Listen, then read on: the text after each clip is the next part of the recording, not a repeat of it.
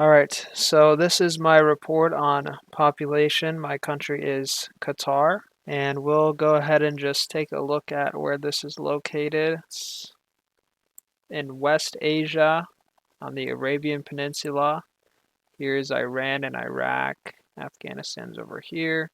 It's just this little peninsula of a peninsula on the Persian Gulf, with its neighbors being Saudi Arabia and the UAE. So looking at the population pyramid here, to me it was extremely striking. The first thing you'll probably notice will be the extremely heavy gender imbalance. For every female in Qatar, there's about 3 males, which is the highest male to female ratio in the world. Additionally, some things you might notice is that there is a pretty big share in this area in the reproductive and late reproductive sections of the population, and this somewhat represents the political system in Qatar. About 88% of the population are immigrants. That is a very, very high percentage, and the government is extremely conservative, so they mostly select for male working age immigrants. As you can see, since around 2005, about right here, there's been a major population boom, and this is mostly just due to increased immigration. The immigration is projected to slow down somewhere in the 2030s, and then after about 2060, the population is projected to stabilize. It doesn't look like there's going to be any decline in the near future, although with the gender imbalance, who knows what will happen in the future. Looking at the overall annual emissions, Qatar is way down here. They're pretty tiny compared to superpowers like the US, China, and Russia, and even among its peers, Saudi Arabia, Iraq, it's also pretty small. If you look at the per person emissions, Qatar actually is leading pretty much all of these countries in terms of per person emissions. This sort of tells you the story that there's a small but rich conservative population in Qatar. In terms of overall size, Qatar is one of the smallest countries in Asia. Somewhere in this bottom right corner, you'll find Qatar. It's pretty small.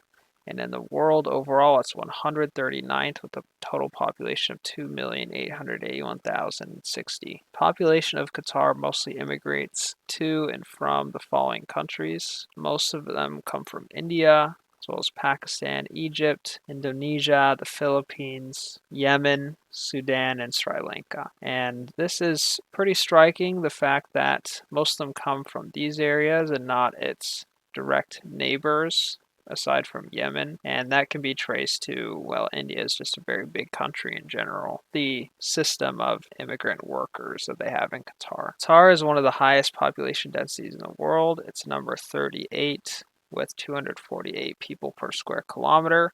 It's pretty high compared to its neighbors, but compared to Eastern Asia and Southern Asia, it's pretty much similar. So these are the populations for the different continents or the different regions. Asia, it's projected to peak somewhere around 2050, and then it's going to slowly decline. Africa's growth will remain constant. It's going to keep growing, and it's eventually going to surpass Asia. Latin America is going to overtake Europe, and North America will also inch towards overtaking Europe, and Oceania down at the bottom will just keep growing steadily. The growth rate of Qatar is among the highest in the world, but it's actually pretty similar to its Arabian and African peers. The rate is 2.87%, which is 21st in the world, and if you look at this list, all of the ones that are around it are in the same sort of neighborhood as Qatar. Qatar's age-dependent ratio, which is something which measures how many non-working people like children and elderly live in the country compared to working people, is the second lowest in the world. It's only 20.05%. If you compare that to the US is somewhere around 50%.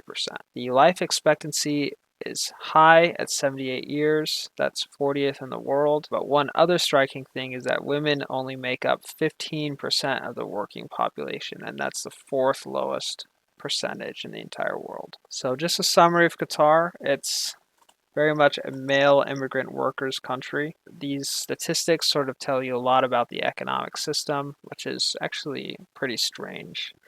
It relies almost entirely on male working age immigrants, and they don't have very many full citizens that they have to pay out social benefits to, like free education or Social Security. In terms of natural disasters, the ones that this area will be most susceptible to would definitely be flooding and hurricanes. This will definitely happen in the future as sea levels rise and you have a small peninsula like Qatar. And it's very likely that this oil-rich conservative country will not be structurally repaired, or they're just indifferent to poor people. Probably a combination of both. All right, thank you very much for watching.